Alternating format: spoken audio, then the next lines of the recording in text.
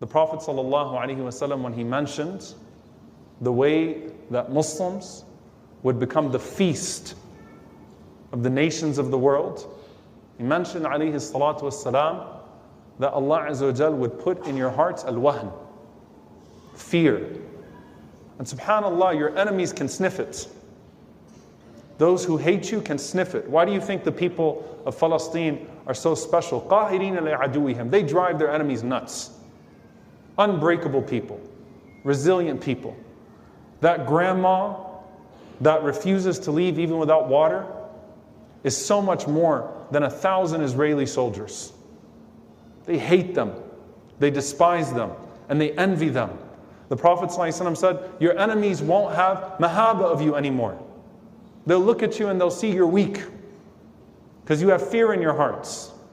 And they can see that fear in your eyes. And so you have al-wahn.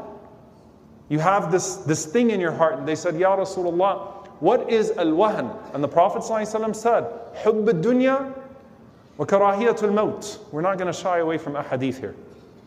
You love this world too much and you hate death too much. You love this world too much and you hate death too much. This hadith is a very important hadith because what it shows is that you have too much of a material attachment and your fear of losing out on the material due to a lack of conviction in what comes after this material world when the cover is pulled will cause you to not act in accordance with your faith and your principles. Because you're always going to consider the material losses.